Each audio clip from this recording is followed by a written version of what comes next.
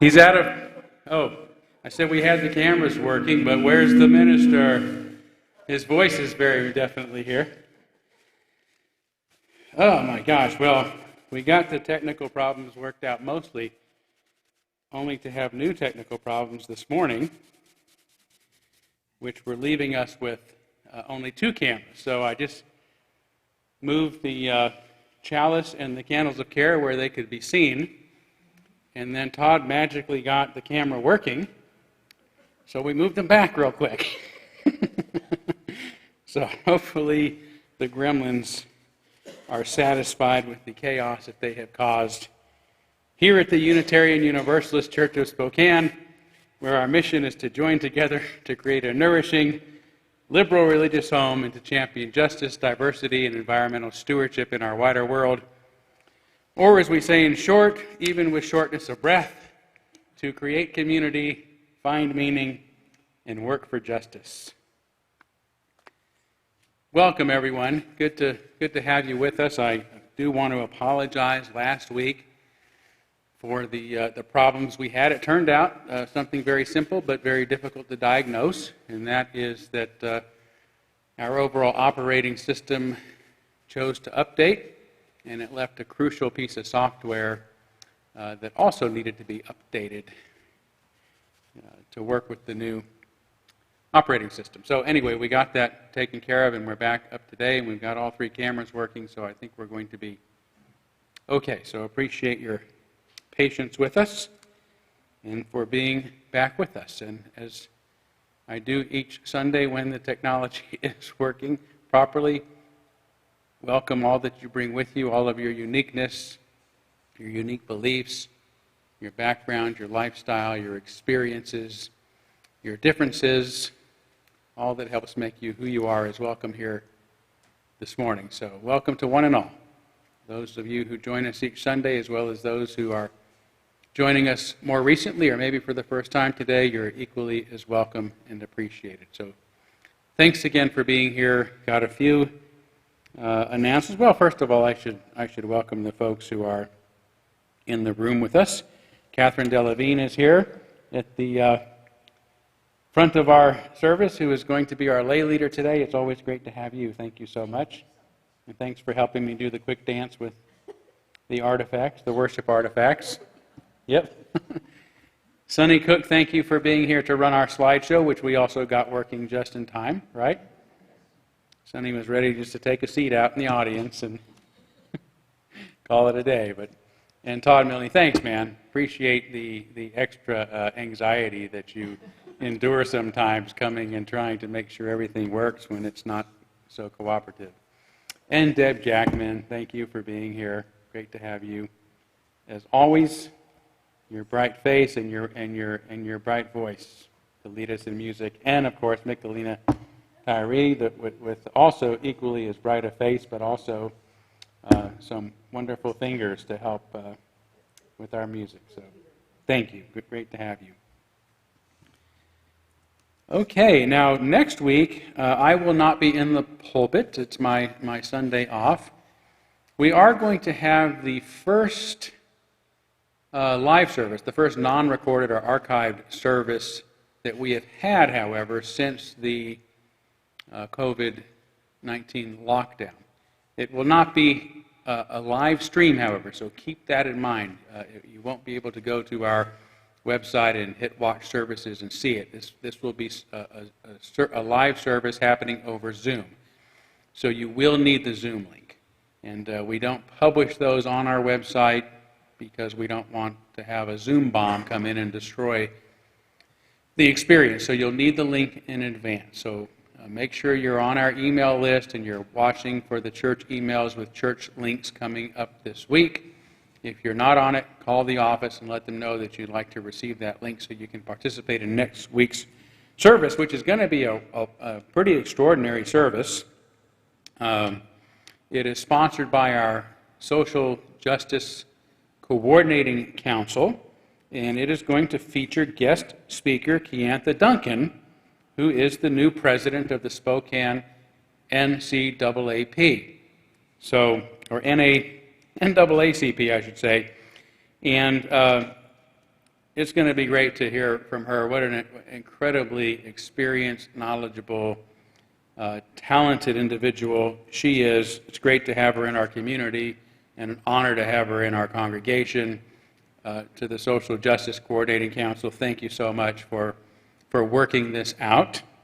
And also, an incredibly special treat next week.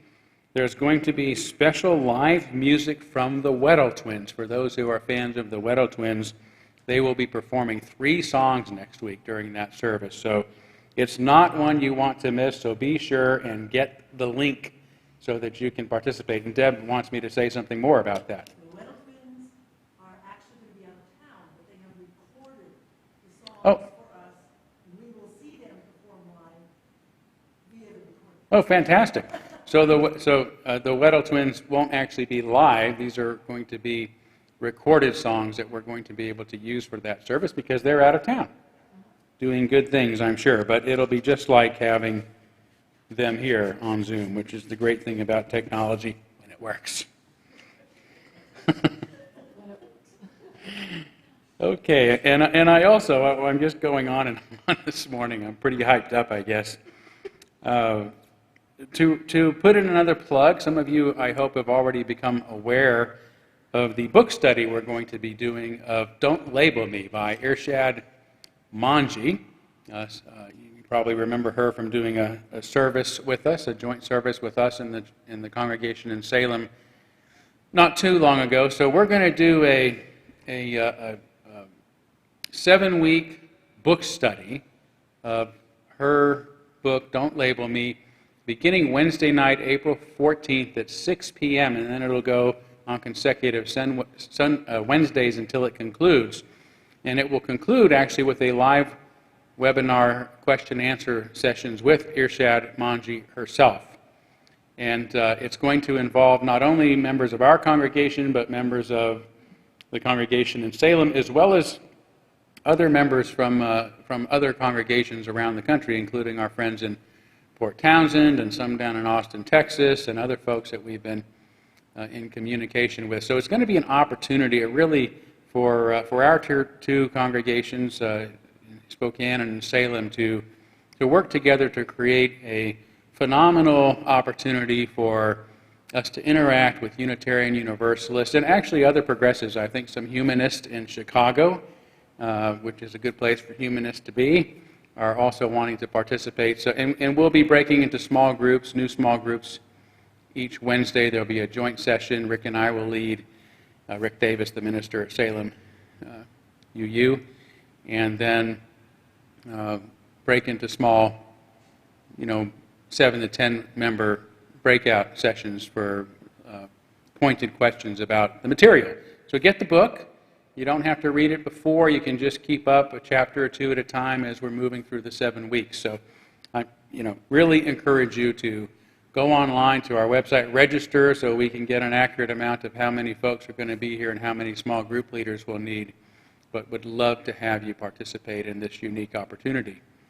So there you go. Other than that, social hour after the service today, Deb, on the Zoom link. Okay, wonderful. All right, with that said, I'll take a deep breath, close my mouth, and give you an opportunity to greet one another.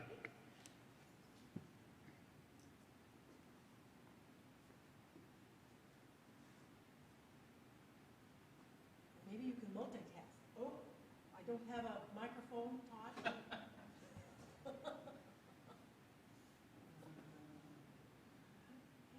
Wow. They can keep greeting. They'll greet one another.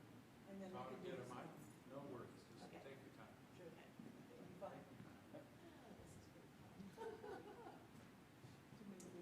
Adventure. Yeah, sure. Stressful.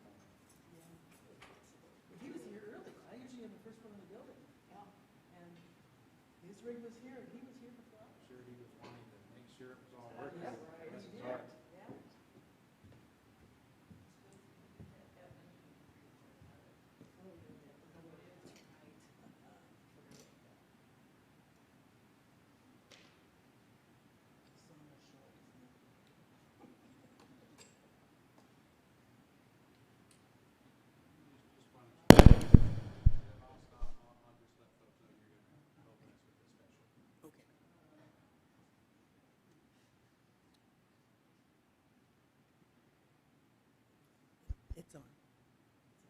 It's on.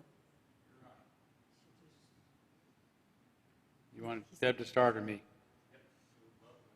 Whichever's next. Well, I'm just going to say we had another little bit of a snafu while you were greeting one another. If you didn't catch it, Deb was going to actually sing a song during that, but we're going to just let her do it right now. So, Deb, I'll turn it over to you. Actually, you probably know that yesterday was the equinox. And at that time, we changed one of our 4 banners. And you will see to the right of the pulpit from your screen that we now have the spring banner up. And we have a little song, Chant for the Seasons, and you will see the words on the screen. And we are going to do the spring verse.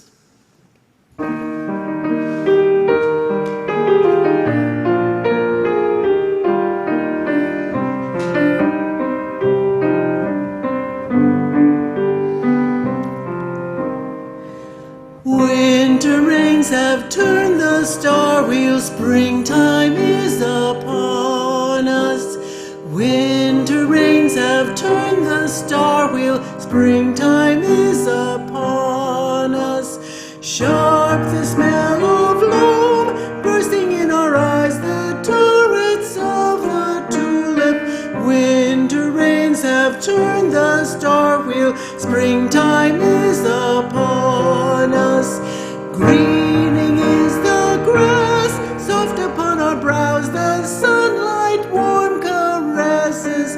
Winter rains have turned the star wheel, springtime is upon us.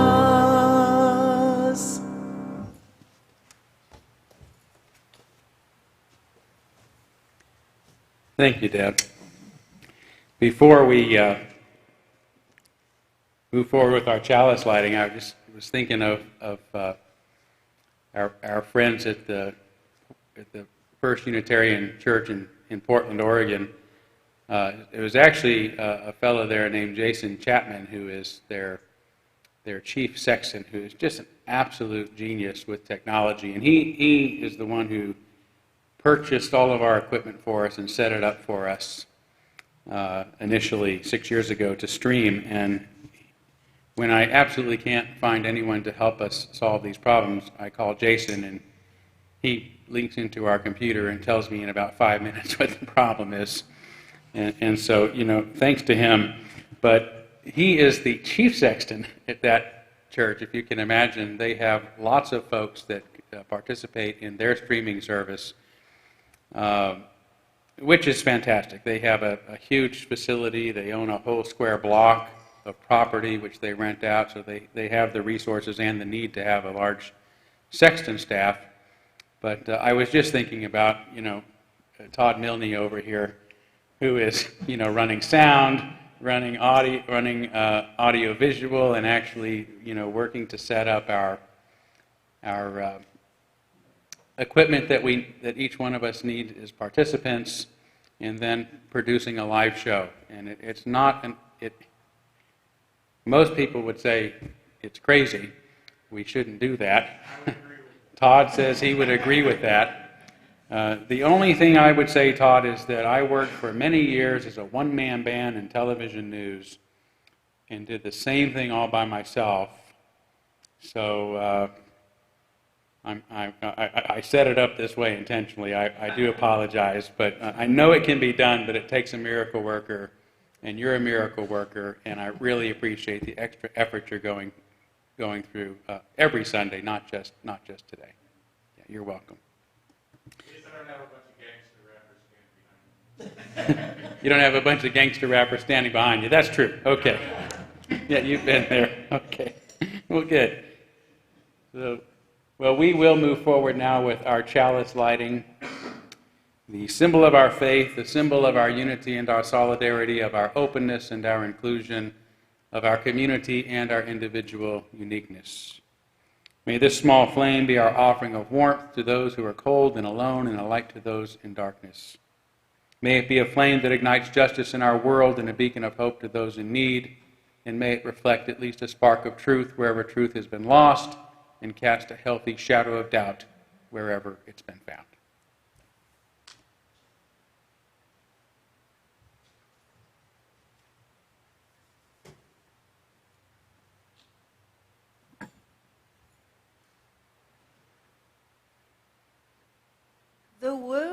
is full of magic things, patiently waiting for our senses to grow sharper. William Butler Yeats. The opening reflection is an excerpt from an article written by Miranda Mintz, PhD candidate in botany.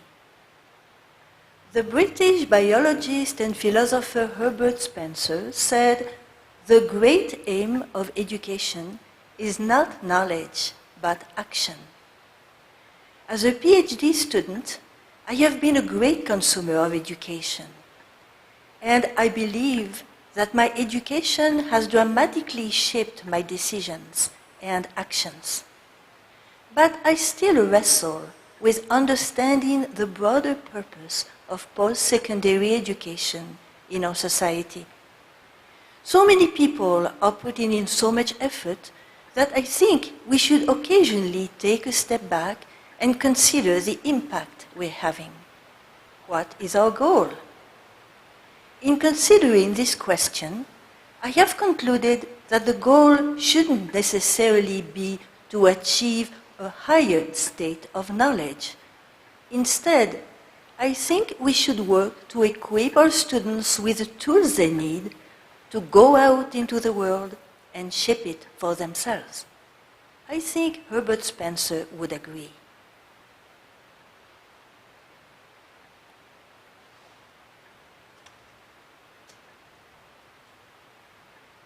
Thank you so much, Catherine. We are now going to light our candles of care for those who are most on our hearts and minds. And we're going to begin today with a candle for our dear friend Wayne Sabat, who, speaking of our technology, was also very instrumental in helping our system evolve over the years. Wayne, of course, was the partner and recently new husband of Heather Koselke Sabat, who was our operations manager for several years. We're kindling a candle for Wayne and Heather and their son Noah. As many of you know, Wayne was diagnosed with pancreatic cancer not too long ago and is not responding well to the treatments and has now gone under hospice care. So tough time for them, and our hearts go out to all of them, so please keep them in your thoughts and prayers at this time. Yeah, let's take another moment of silence on behalf of others that you might be thinking of at this time.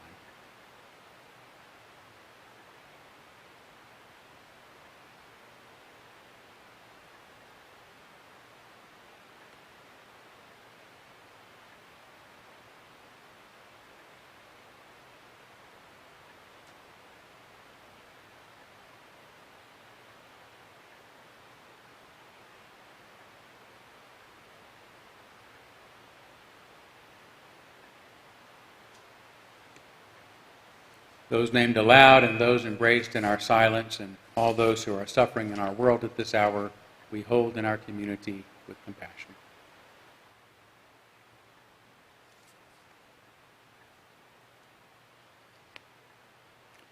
We do have a special collection this month. As many of you probably remember, it is on behalf of our partner church program. Our partner church is a congregation and community in Felșaracos, Romania, the land where Unitarianism started in the 15th century. And proceeds from this special collection, which has been going on throughout the month, will go to support their women's group and their youth group in Felșaracos, which are especially important at this time of the COVID-19 lockdown. So we thank you in advance, as always, for your contributions, your generosity, which are, of course, an expression of your values as Unitarian Universalist, as well as your compassion. And I mean that, not only of your compassion, but the Social Justice Coordinating Council, which puts these special collections together, do so with our values in mind. So they're always for organizations and causes that we really can get behind and believe in, feel good about supporting. So as always, feel free to send a check if you'd like to make a contribution to this here to the church office. Just be sure you post in the memo line what it's for, or you can go online and go to the special collections and make a donation online. So again, thank you for your generosity.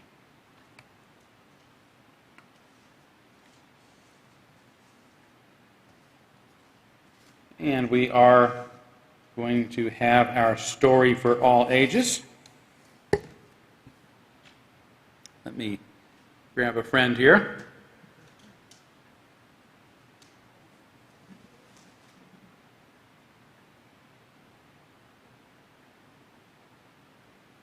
Well, look who it is. Our old friend, Purple. Purple, it's always great to see you. How's it going? Pretty good. Well, I'm glad to hear that. Well, how's school going? Great. Great. How come? Because I can count with my toes. You can count with your toes? Yeah, most kids count with their fingers, but I count with my toes. Well, everyone has their own learning style, Purple, so I'm glad that you're learning in a way that works best for you. Yeah, teacher doesn't mind. Well, I'm glad your teacher doesn't mind. That's very good to hear. Teacher lets me count by multiples of 8 instead of 10. Multiples of 8 instead of 10? Well, I guess that's because you have 8 toes. That's right. 8, 6, 24, 32, 30, 38, 56, 64, 72, 80, 88, 96, 100, and Thor. Very good. Well, I'm impressed. You're a smart fellow, Purple. I could never count that quickly by 8s, although that sounds ironic in this circumstance. The other kids like it too. They do? Yes. Yes, no, not now. Everyone is learning to count by 8s, and some by 6 and 7. Wow, that's very impressive. Sounds like you have inspired everyone to try thinking and doing things in new ways. And some are even doing them better than they've ever done before, which is what education is all about. It is? Well, yes, it is. Everyone learns in their own way and has something special to offer. And if we're open-minded, we can even learn from each other. Well, but I'm not as good at geography as my friend Annie. You're not as good at geography as your friend Annie. Well, how good is Annie at counting on her toes? Not so good. Well, see, it's great that Annie is good at geography, just as it's great that you're good at counting by 8s. Yeah? It sure is. We're all good at some things and not so good at others, and that's why we all have to do our best together. Well, I'm glad I'm at a school where a teacher lets me count on my toes. Well, I'm glad of that too, Purple. You have a very smart teacher. And lots of smart friends, even if they don't count by 8s. Even if they don't count by 8s. Well, great to have you, Purple. We'll see you later. You can count on it. All right. Thank you, Purple.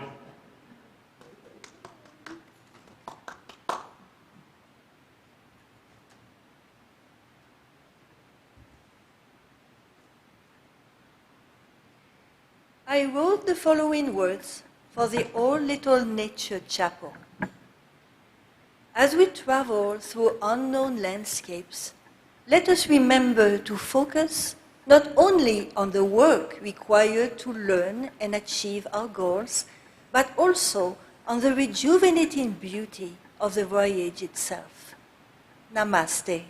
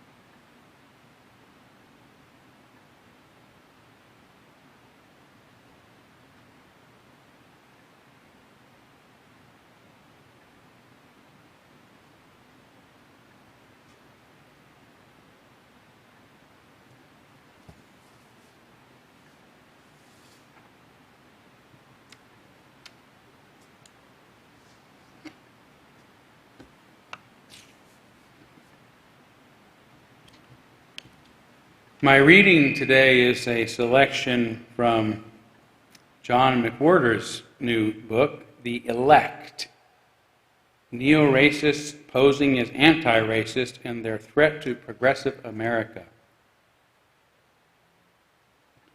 No one can, by the way, I should preface this by saying he refers to third wave anti-racism, which is his term for a different approach to racism than has worked in the past, the more common humanity approach that was very instrumental in helping to end things like slavery, Jim Crow, and segregation, whereas third wave anti-racism is really more a purification of language than has any real impact on systems of injustice and racism.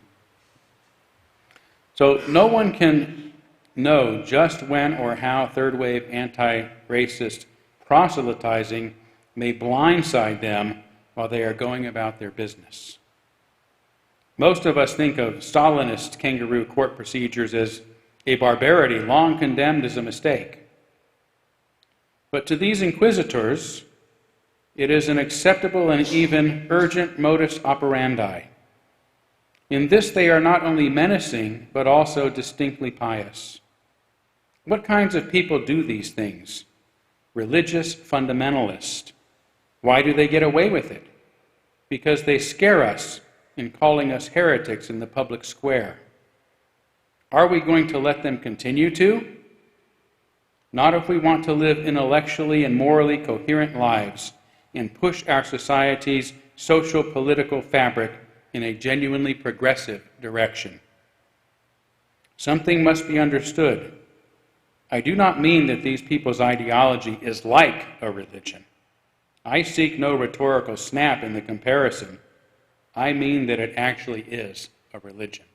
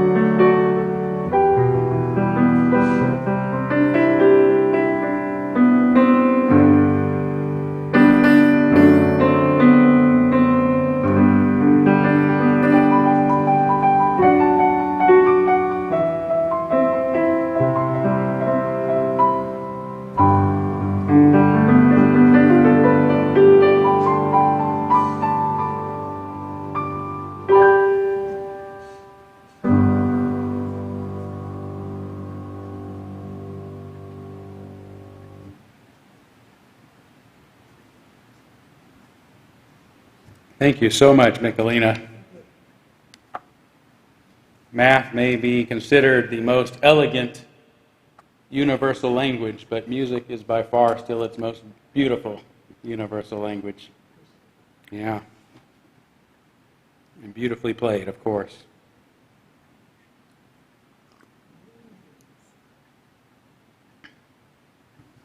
So the title of my sermon, as you can see on the screen, is Ending College. My first 4-year college experience transformed my mind, shaped the man that I would become, and made my life far better than it would have been without it. Since earning my undergraduate degree in philosophy in 1986, I have also earned another undergraduate degree in communications, a Master of Arts in Religious Studies, and a Doctor of Ministry. Over the years, I've also attended the University of Creation Spirituality and Singularity University and have earned certification in philosophical counseling and most recently in extended reality development. I love higher education. I'm a lifelong learner and I enjoy learning new skills about and ideas about areas I don't know a lot about, as much as I enjoy deepening my understanding of those areas I'm already passionate about. Clearly, I am not anti-intellectual and hold no grudge against academia. I am pro-education, and I think that the greatest problem with our society today is that most people could use more of it, by which I mean our society would be enriched if more of us learned how to think rather than what to think. How to think involves learning to be open-minded, which not only requires us being exposed to new, strange, foreign, and challenging ideas and beliefs, but also learning not to be afraid of hearing and studying things that we may disagree with. How to think requires us to learn logic and critical thinking so that we can consider the soundness and faults of our own ideas and of those imposed upon us. Learning how to think enables us to let go of false beliefs and to receive those with other beliefs with kindness and humility and genuine curiosity.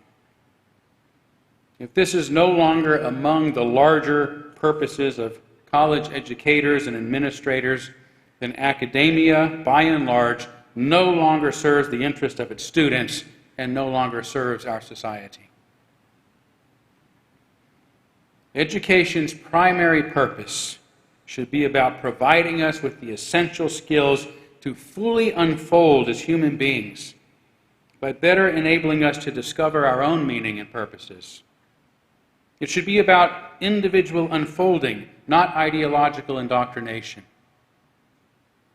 For many years, anti-intellectuals have railed against educators for indoctrinating students with liberal ideology, when in reality, they were troubled that college students were learning to think for themselves. As Sigmund Freud wrote in The Future of an Illusion, every individual is virtually an enemy of civilization, and civilization has to be defended against the individual, and its regulations, institutions, and commands are directed to that task.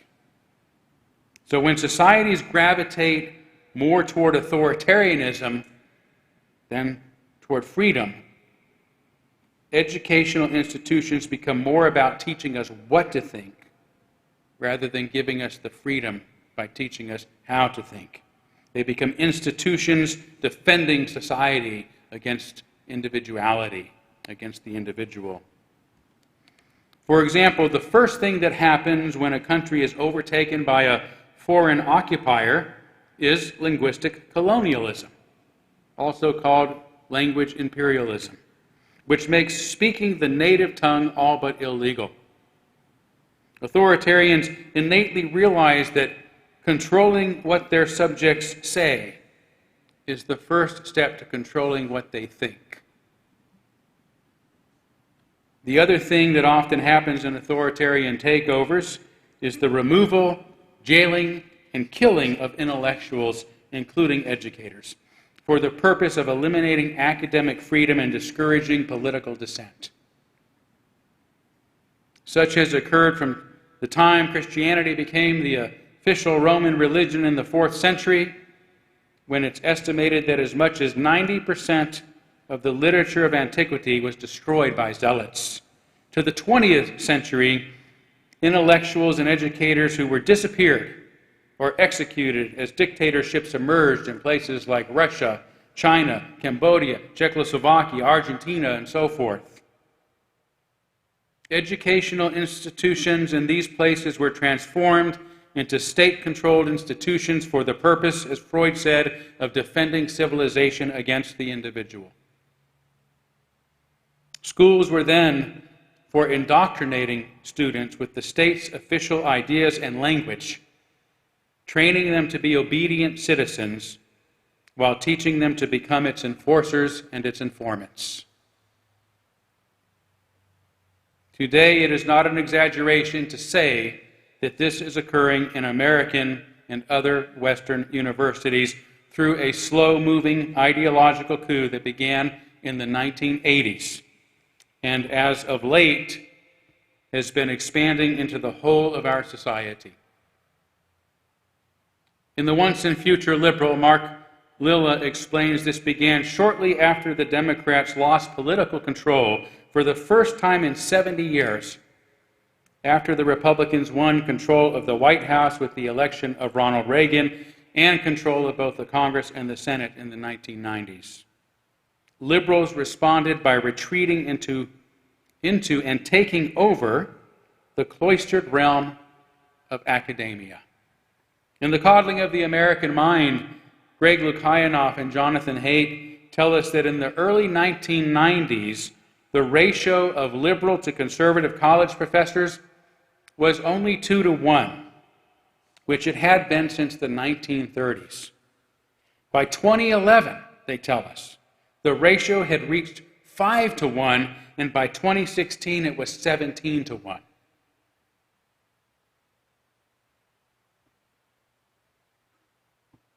You may have thought, faced with the dogma of radical economic individualism that Reagan normalized, as Lilla says, liberals would have used their positions in our educational institutions to teach young people that they share a destiny with all their fellow citizens and have duties toward them.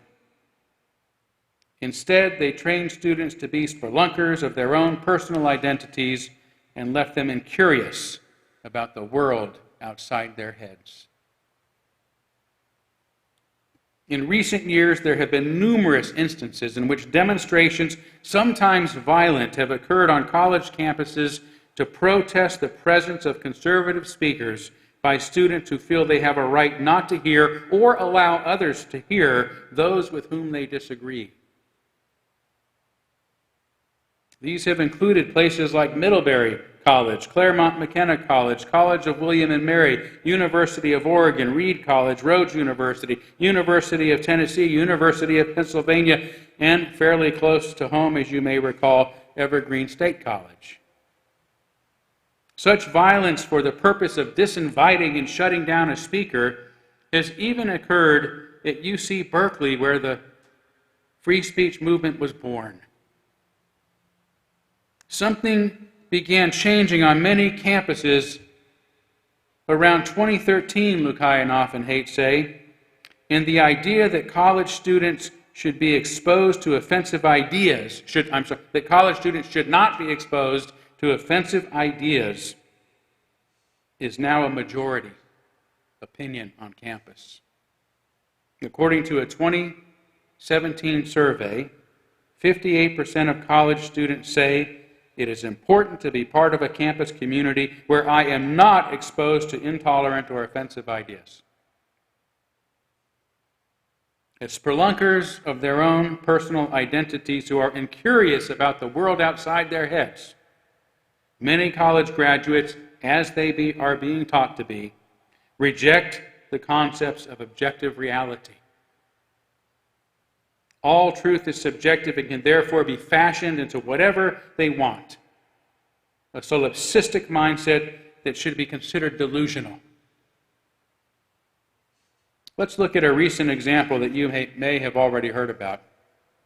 Just last month, the New York Times reported on a continuing controversy that began at Smith College in 2018 after a student reported on social media that she had been unfairly targeted by campus security and staff while eating her lunch in a dorm lounge. "All I did was be black," the student wrote. "It's outrageous that some people question my being at Smith College and my existence overall as a woman of color." Many who saw her post were understandably outraged. The ACLU said that the woman had been profiled for eating while black, and the college president apologized profusely for the incident and immediately put the janitor who had reported the student to campus security on paid leave. What may surprise you is that an independent law firm that specializes in discrimination investigations later issued a 35-page report saying there was no evidence of discrimination. According to the Times report, the student was eating lunch in an area that had been closed to students for the summer and was being used for a children's summer camp. Any adults in the area were required to have background checks, and the janitor who was placed on leave had been instructed to notify security if he saw anyone who wasn't supposed to be there.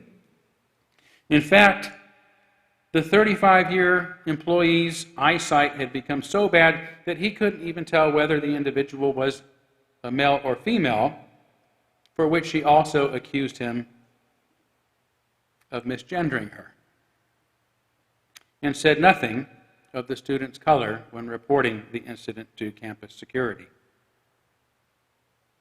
The restricted area had also been mentioned to the student by a longtime cafeteria worker who decided not to push the matter because, as the report says, staff members danced carefully around rule enforcement for fear students would lodge complaints.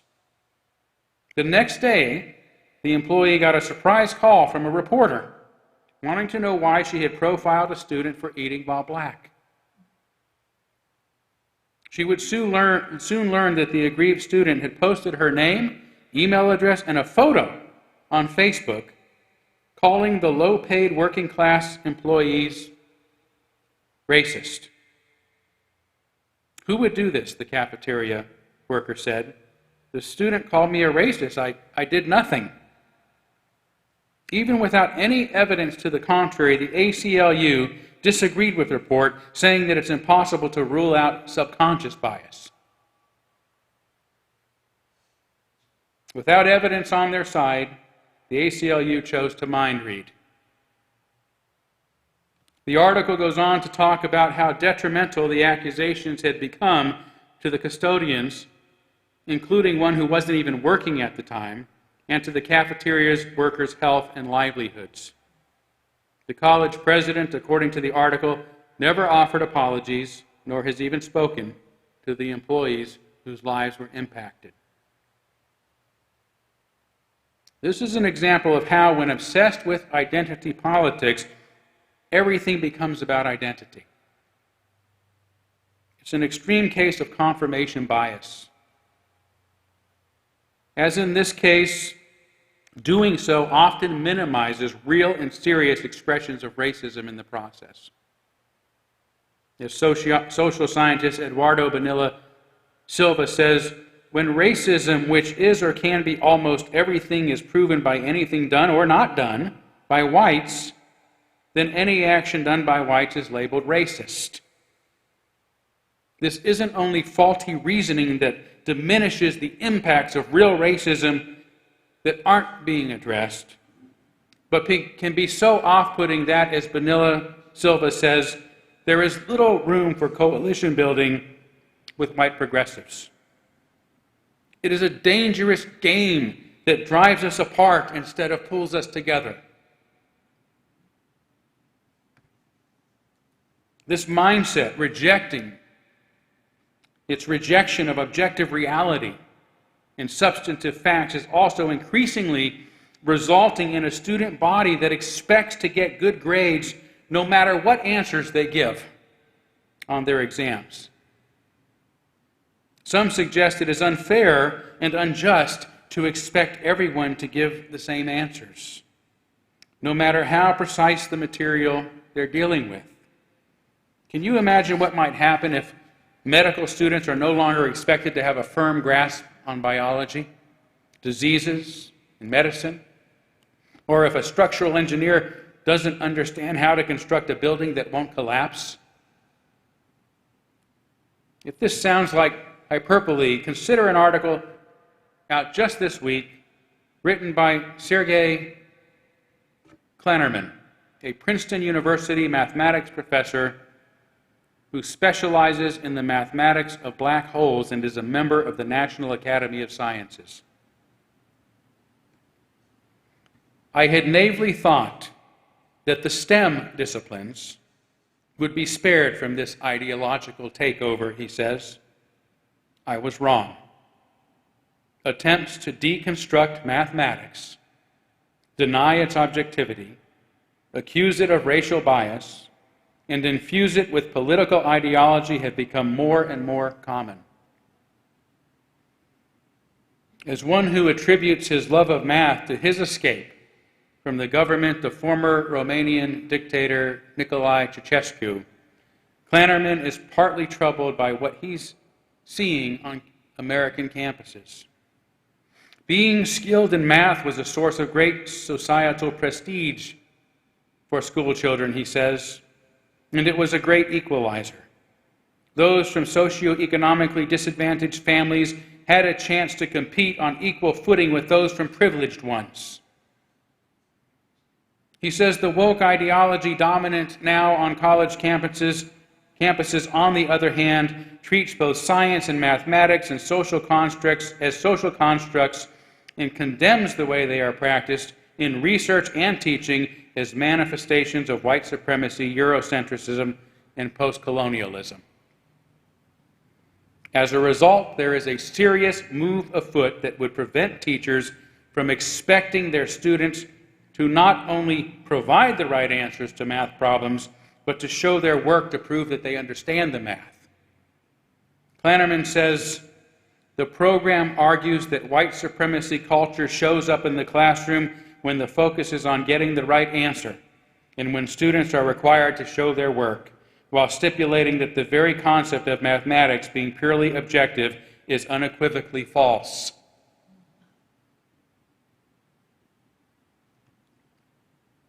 The program he's talking about, A Pathway to Equitable Math Instruction, sponsored by the Bill and Melinda Gates Foundation, is an 81-page workbook that is more about convincing teachers that they are racially biased than teaching kids about math. In addition to encouraging teachers to use it to, quote, identify next steps in their anti-racist journey, it calls for monitors, whom the program calls leaders and coaches, to conduct walkthroughs while annotating teachers' behavior and providing targeted feedback, and for school administrators to hold teachers accountable for completing the activities in this workbook. So we're not just talking about higher education here, but a move to infiltrate public grade school with this same ideology. This is happening now precisely because this ideology has been present in academia long enough that many of its graduating adherents have grown old enough and established enough to gain leadership positions in many of our progressive institutions, turning them inside out in the process. Referring to this phenomenon as the Great Awakening, Klannerman says, the ideology incubated in academia, where it indoctrinated plenty of bright minds. It then migrated through those true believers into an important cultural, religious, and political institutions. In short, it's everywhere, including, as we know, within our own liberal religion. Speaking of religion, linguist professor John McWhorter has his new book out, which I read from earlier, The Elect. The Elect. Neo-racists posing as anti-racist and their threat to progressive America. McWhorter is a black man, and he doesn't mind being identified that way as a writer because he thinks his black voice is very important and can say things that a lot of us can't or shouldn't. I shouldn't, but I am.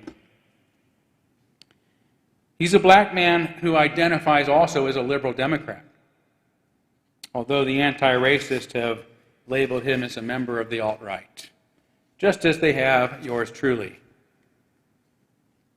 I don't believe it is true any more of him than it is of me. In The Elect, which I hope is widely read, McWhorter refers to the disturbing mindset we've been discussing as a new religion preached across America, further labeling it nonsense posing as wisdom. After explaining how this new religion of the woke, which they consider incontestably good, is costing people their jobs for not going along while exploiting modern American fears, McWhorter says it is not good. It is not altruism. It is self-help. It is not sunlight. It is fungus.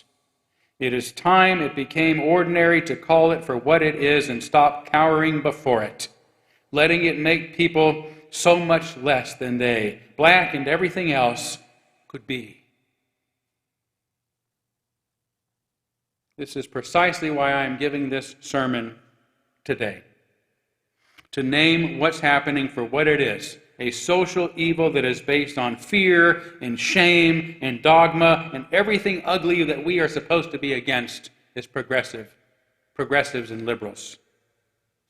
But to be absolutely clear, I am not talking here about all educators or college professors, most of whom also live in fear for their professions if they don't go along, and often experience routine anxiety about unintentionally offending a student by saying something that they might disagree with, or of facing retribution for giving them a bad grade, even if they deserve it.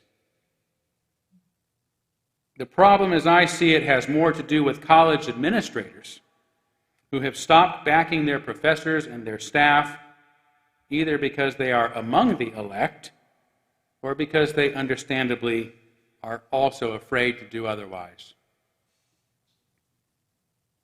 The president of Smith College did so by immediately agreeing with the offended student even before a proper investigation had occurred, while punishing innocent, poor, working-class, loyal employees who were the real victims of injustice in this circumstance.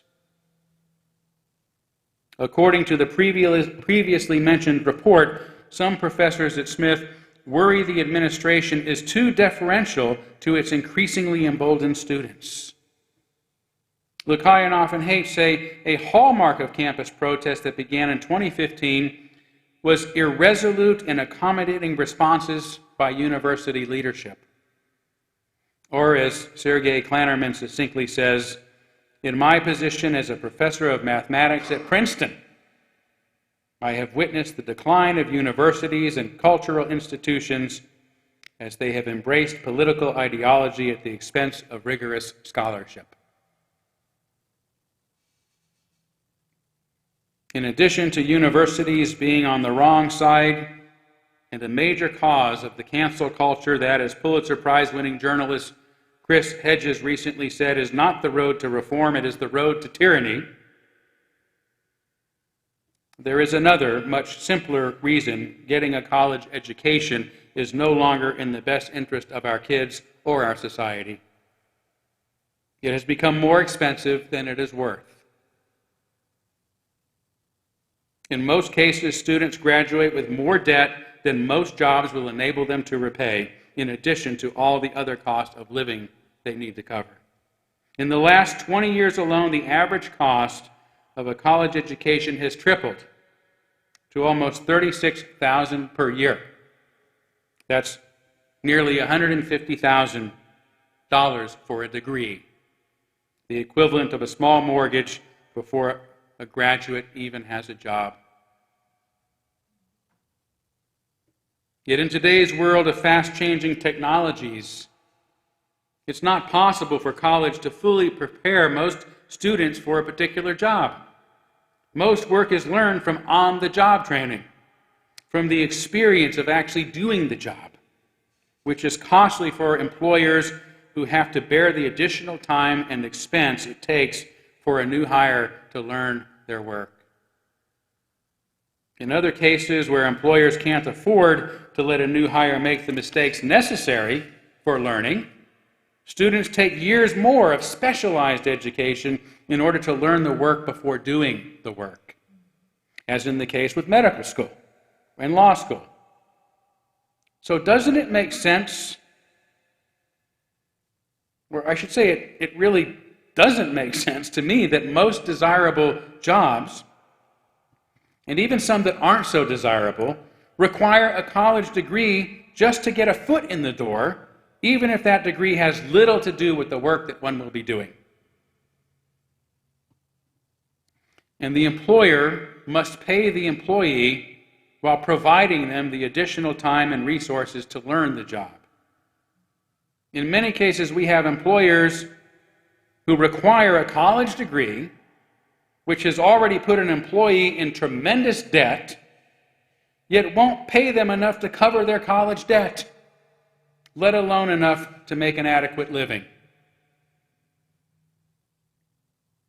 Instead, it makes more sense for employers to help bear the cost of employment-oriented education up front by partnering with companies that can use modern technologies to train employees to do their precise jobs a lot quicker and a lot cheaper than earning a degree. Today, thanks to the abundance of information on the internet, each of us has access to precision education, instruction, and training for free. Employers can partner with companies that provide precision training tailored for their specific needs that properly prepare employees to do their job on day one. Rather than requiring employees to have costly, time-consuming four-year degrees, employers need only require them to have the necessary training to do their specific jobs. Instead of being based on one-time, expensive, general at best college degrees, the basis of employment would be based on short-term, inexpensive certification that can be routinely upgraded with additional certification as technologies change and as employees want to move into better positions. Currently, many companies that require a college degree are only adding to an unjust system that can best be described as a modern form of indentured servitude. For many, a college degree is just an expensive document that gives a person a right to work. Often in a job they are overqualified and underpaid for, so long as they are willing to pay a lender a chunk of their paycheck for decades to come.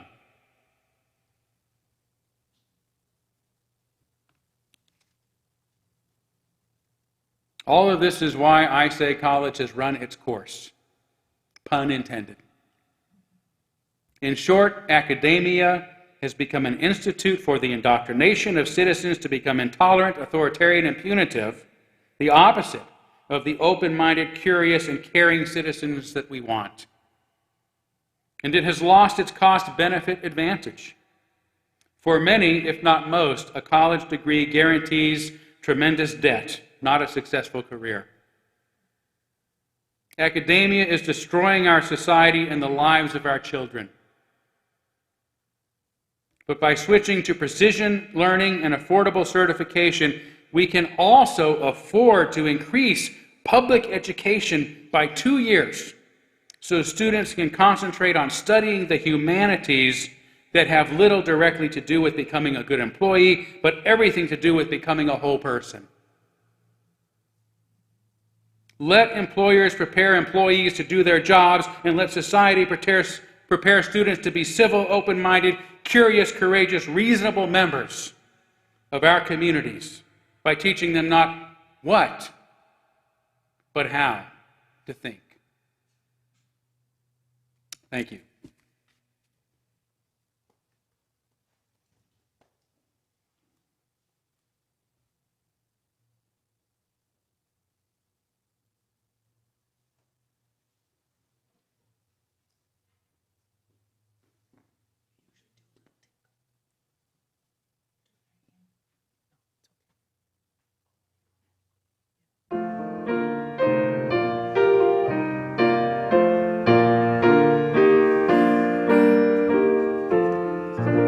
Closing hymn 345. With joy we claim the growing light, advancing thought and widening view. The larger freedom, clearer sight, which from the old unfold the new. With wider view come loftier goal, with fuller light, more good to see. With freedom, truer self-control, with knowledge, deeper reverence be.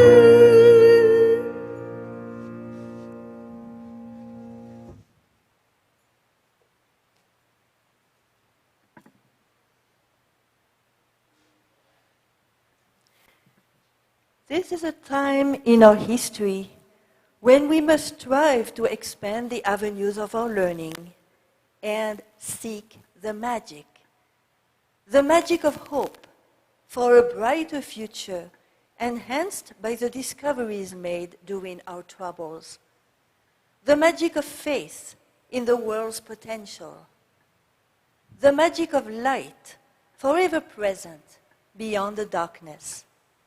Believe in the magic. Namaste. Amen. Blessed be. Salam alaikum and shalom.